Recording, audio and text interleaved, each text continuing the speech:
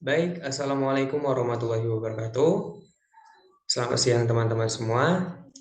Jadi di sini kami dari kelompok 3, kelas 3A, ingin memaparkan materi tentang uji ANOVA, yaitu kami ingin menyelesaikan tugas mata kuliah Biostatistik Deskriptif dan Inferensial dengan dosen Ibu Marta Budroputar SKM MEP. Kami dari kelompok 3 dengan anggota yang pertama ada Putri Amelia Ika Diana, G1D1 21003, Winda Triana G1D1 21218, Anissa Aruna Eltivani G1D1 21012, saya Fadil Ageransyah G1D1 21019, Santa Maria M Silalahi G1D1 21103, Tiara Zudianisa G1D1 21148, dan yang terakhir ada Elza Huzaifa G1D1 2121005. Nah, di sini kita akan memaparkan materi yang selanjutnya akan saya berikan kepada Putri Amelika Diana dan temannya. Baiklah, saya Putri Amelia Kadiana. Kali ini saya dan Anissa Aruna Eltifani akan sharing atau akan membahas sedikit materi tentang uji ANOPA. Yang pertama, apa sih pengertian uji ANOPA itu, dan apa saja prinsip uji ANOPA, dan apa syarat penggunaan jika ingin menggunakan uji ANOPA, dan apa rumus perhitungan uji ANOPA, dan apa itu analisis multi comparison atau post hoc test. Next. Nah, sekarang kita ke pengertian uji ANOPA. Uji ANOPA adalah uji statistik jika jumlah kelompok yang diuji atau diteliti lebih dari 2 kelompok. Misalnya, kita ingin meneliti atau mengetahui perbedaan antara obat A, B, dan C terhadap lama sembuh. Jadi, kelompok A, B, dan C itu lebih dari 2 kelompok, maka uji tersebut dinamakan uji ANOPA, yang mana kelompoknya lebih dari 2 kelompok. Dan adapun data yang digunakan jika ingin menggunakan uji ANOPA yaitu data kategorik lebih dari 2 kelompok dengan data numerik. Sekarang kita ke prinsip uji ANOPA. Prinsip uji ANOPA adalah melakukan telaah variabilitas data menjadi 2 sumber variasi, yaitu variasi dalam kelompok disebut within dan variasi antar kelompok disebut between. Bila variasi within dan between sama, maka bisa dikatakan nilai perbandingan kedua varian sama dengan 1. Maka rata-rata yang dibandingkan tidak ada perbedaan. Sebaliknya, bila hasil perbandingan kedua varian tersebut menghasilkan nilai lebih dari 1, maka rata-rata yang dibandingkan menunjukkan ada perbedaan. Nah, sekarang kita akan tahu apa syarat jika ingin menggunakan uji ANOPA. Nah, syaratnya ada 4. Yang pertama, variannya harus homogen. Yang kedua, sampel atau kelompok independennya, sampel atau kelompok independen atau sampelnya tidak berhubungan, dan data berdistribusi normal, artinya lebih dari 2, dan jenis data yang digunakan yaitu data numerik dan kategorik lebih dari 2 kelompok. Nah, analisis varian ANOPA mempunyai 2 jenis, yaitu analisis varian 1 faktor, one way ANOPA, dan analisis varian 2 faktor, two way ANOPA. Nah, pada sharing atau pembahasan kita kali ini, kami dari kelompok 3 hanya akan membahas tentang analisis varian 1 faktor, dan bakal ada contoh 1 kasus yang bakal kita bahas dan sharing nanti. Saya kembalikan ke Anissa Aruna Eltifani. Untuk rumus perhitungan ujian ANOVA, yang pertama yaitu rumus 1, banyak subjek perlakuan sama. FK atau faktor koreksi sama dengan Y kuadrat per KR. Selanjutnya itu JKT atau jumlah kuadrat total sama dengan sigma K, I sama dengan 1, sigma R, J sama dengan 1, Y kuadrat, IJ dikurang FK. I sama dengan 1,2,3 sampai seterusnya sampai dengan K. Nilai K yaitu banyak perlakuan. Sedangkan untuk J yaitu nilai 1, 2, 3 sampai RI. RI adalah banyak subjek pada perlakuan ke I. Sedangkan Y, IJ adalah hasil pengamatan pada perlakuan ke I dan subjek atau data ke J. Selanjutnya yaitu JKP atau jumlah kuadrat perlakuan. Sama dengan sigma Y kuadrat I per R dikurang FK. JKG atau jumlah kuadrat galat sama dengan hasil dari JKT dikurang JKP. KTP sama dengan JKP dikurang JKP. KTP sama dengan JKP per DB dikali P. KTP adalah kuadrat tengah perlakuan. Untuk KTG atau kuadrat tengah galat sama dengan JKG DB dikali G. Untuk rumus kedua, atau banyak subjek setiap perlakuan tidak sama. FK sama dengan Y kuadrat per sigma K I sama dengan 1 RI. JKT sama dengan sigma K I sama dengan 1, sigma RI sama sigma RI J sama dengan 1 Y kuadrat IJ dikurang FK.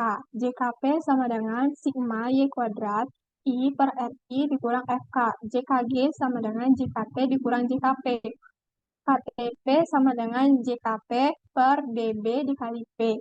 KTG sama dengan JKG per DB dikali G. Tabel untuk ANOVA satu arah. Sumber varians, derajat bebas atau DB, jumlah kuadrat atau JK, kuadrat tengah atau KT, dan F hitung. Banyak subjek sama R1 sama dengan R2, seterusnya RI sama dengan R. Untuk sumber varian perlakuan atau P, derajat bebasnya yaitu K dikurang 1. Jumlah kuadratnya atau JK-nya itu yaitu JKP. Untuk kuadrat tengahnya KTP. Galat atau G. Untuk derajat bebasnya K dikali R kurang 1. Untuk jumlah kuadratnya itu JKG. Untuk kuadrat tengahnya itu KTG. Maka F hitung untuk keduanya itu KTP per KTG. Totalnya untuk derajat bebasnya yaitu KR dikurang 1. Untuk jumlah kuadratnya yaitu JKT. Selanjutnya itu banyak subjek tidak sama. R1 tidak sama dengan R2. I tidak sama dengan J. Perlakuan untuk derajat bebasnya yaitu K kurang 1, untuk jumlah kuadratnya yaitu JKP, untuk kuadrat tengah yaitu KTP. Untuk galat yaitu derajat bebasnya yaitu sigma R dikurang 1, untuk jumlah kuadrat yaitu JKG, untuk kuadrat tengah yaitu KTG. Maka untuk F hitungnya yaitu KTP per KTG. Totalnya yaitu untuk derajat bebas sigma R dikurang 1, untuk jumlah kuadrat yaitu JKP. Analisis multi-comparison atau post-hoc test. Analisis ini bertujuan untuk mengetahui lebih lanjut kelompok mana saja yang berbeda minnya. Bila mana pada pengujian ANOVA dihasilkan ada perbedaan yang bermakna atau HO ditolak. Ada berbagai jenis analisis multiple comparison, diantaranya adalah Born-Peroni, Honestly Significant Difference atau HSD, CCV, dan lain-lain. Pada modul ini yang akan dibahas adalah metode Born-Peroni. Perhitungan Born-Peroni adalah sebagai berikut, yaitu TIJ sama dengan XI dikurang SJ per SW kuadrat dalam kurung 1 per NI ditambah 1 per NJ. Untuk DF sama dengan NK dengan level of significant alpha sebagai berikut. Alpha sama dengan alpha per K2 atau kombinasi. Saya kembalikan ke Fadil. Baik, terima kasih kepada pemateri kita yaitu Putri Amelia Egadiana dan Anissa Aruna Eltifani yang telah memberikan materi yang sudah kita dengarkan bersama-sama yaitu tentang uji ANOVA. Baik, selanjutnya agar kita lebih mengetahui tentang uji ANOVA yang sedang kita lakukan, alangkah baiknya kita lebih lanjutnya kita masuk ke dalam kasus yang akan kita selesaikan bersama-sama. Nah, di sini kita ada sebuah kasus di mana tentang jenis formula susu. Selanjutnya saya berikan kepada Winda Triana. Berikut Berikut adalah contoh kasus, yaitu pada suatu laboratorium gizi, 4 jenis susu formula, yaitu A, B, C, dan D, yang sudah siap diminum bayi dicoba disimpan di tempat terbuka pada kondisi yang sama. Ingin diteliti apakah kualitas keempat jenis susu formula tersebut sama atau tidak. Lamanya dalam jam sampai susu formula tersebut basi dapat dilihat pada tabel di bawah ini. Pada susu jenis A, yaitu selama 3 jam, 5 jam, 4 jam, 2 jam, 4 jam, 4 jam, dan 3 jam. Begitupun dengan susu jenis B, C, dan D yang tertera pada tabel. Selanjutnya yaitu ujilah dengan tingkat kepercayaan 95%, ada tidaknya perbedaan kekuatan antara susu formula yang satu dengan formula yang lain menggunakan ANOVA satu arah. Berikut adalah tabel lama waktu basi 4 jenis susu formula yang diletakkan di tempat terbuka. Jenis susu A, yaitu 3 jam, dikuadratkan menjadi 9, 5 jam dikuadratkan menjadi 25, 4 jam dikuadratkan menjadi 16, 2 dikuadratkan menjadi 4, 4 dikuadratkan menjadi 16, 4 dikuadratkan menjadi 16, 3 jam dikuadratkan menjadi 9, dengan total yaitu 95. Begitupun dengan jenis susu B, C, dan D seperti pada tabel. Selanjutnya,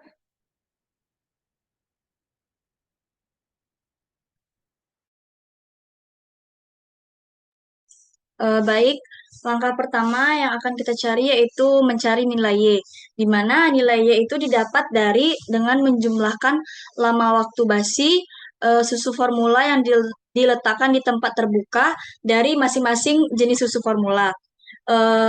Dimulai dari jenis susu formula A, di mana 3 jam ditambah 5 jam ditambah 4 jam ditambah 2 jam ditambah 4 jam ditambah 4 jam dan ditambah 3 jam. Hasilnya yaitu 25. Begitupun selanjutnya pada jenis susu formula B, C, dan D. Kemudian kita mencari FK, di mana FK itu adalah faktor koreksi. Rumus dari FK yaitu Y dikuadratkan per KR. Di mana K sama dengan banyaknya perlakuan dan R sama dengan banyaknya subjek pada perlakuan. Tadi sudah kita dapatkan bahwa Y sama dengan 154, kemudian 154 dikuadratkan menjadi 23.716.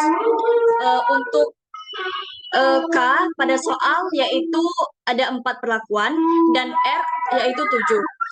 Selanjutnya tinggal kita bagikan antara Y dikuadratkan dibagi dengan KR, yaitu 23.716 dibagi dengan 28, hasilnya 847. Baik, selanjutnya kita mencari JKT.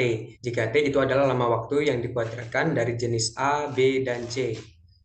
Dan juga D, lalu dikurangkan dengan FK. Jadi setelah kita kuadratkan dengan hasilnya yang sudah tertera yaitu 998 dikurang dengan FK yang sudah kita dapatkan tadi yaitu 847.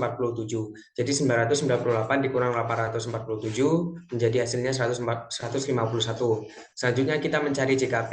JKP di sini adalah total lama waktu basi jenis susu formula, yaitu ada 25, 54, 51, dan 24. Itu dikuadratkan lalu dibagi dengan 7 sesuai dengan lama waktunya tadi. Lalu dikurang dengan FK. Jadi 6.718 dibagi 7 lalu dikurang dengan 847 menghasilkan 112,71. Selanjutnya kita mencari JKG-nya yaitu JKT dikurang JKP. Jadi JKT-nya sudah kita dapat 151 dikurang dengan JKP yaitu 112,71 dan hasilnya 38,29. Baik, selanjutnya. Baik, selanjutnya kita akan mencari nilai KTP yaitu kuadrat tengah perlakuan, yang mana rumusnya jumlah kuadrat perlakuan dibagi derajat bebas perlakuan. Untuk nilai JKP-nya yaitu 112,7 sedangkan nilai derajat bebas perlakuan yaitu 3. Sehingga 112,7 dibagi 3, maka hasilnya didapatkan 37,56. Selanjutnya, kita mencari nilai KTG, yaitu kuadrat tengah galat, yang mana rumusnya jumlah kuadrat galat dibagi derajat bebas galat. Untuk nilai JKG-nya yaitu 38,3, sedangkan nilai derajat bebas galat yaitu 24. Sehingga 38,3 dibagi 24, maka didapatkan hasilnya 1,59. Baik, selanjutnya. Baiklah, kemudian kita akan lanjutkan untuk menghitung F-hitung, di mana F-hitung rumusnya adalah kuadrat tengah perlakuan dibagi dengan kuadrat tengah galat, yaitu KTP per KTG, di mana KTP adalah berjumlah 37,57 dan KTG 1,59. 37,57 dibagi 1,59 hasilnya adalah 23,62. Kemudian kita akan mencari F-tabel, di mana rumus dari F-tabel ini adalah DB1, DB2. DB1 ini dicari dari nilai perlakuan dengan rumus K dikurang 1, dan DB2 dicari dari nilai galat dengan rumus K dikali R kurang 1. Kemudian kita akan melihat tabel distribusi F dengan probabilitas sebesar 0,05.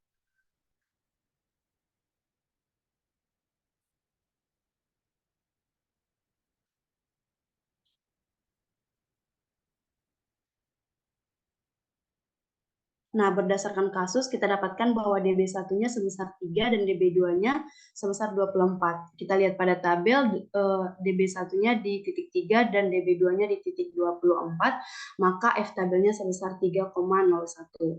Kita kembali kepada kasus.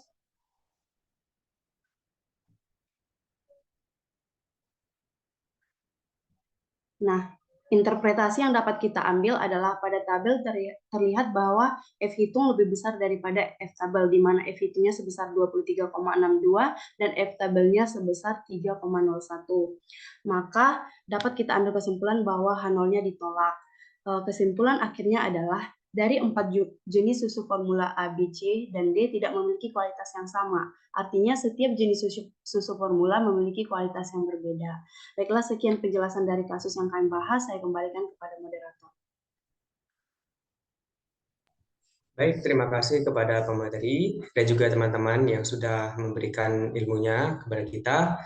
Mungkin dari kami hanya itu yang dapat kami sampaikan tentang uji ANOVA, dan juga sudah kita perlihatkan kasus yang berhubungan dengan uji ANOVA. Mudah-mudahan apa yang kita sampaikan dan apa yang kita tontonkan bermanfaat bagi teman-teman semua. Saya sebagai moderator, mohon maaf apabila ada kesalahan. Itu saja dari kami. Jangan lupa untuk selalu like, comment, share, guys. Kami akhiri. Assalamualaikum warahmatullahi wabarakatuh. Waalaikumsalam. Waalaikumsalam.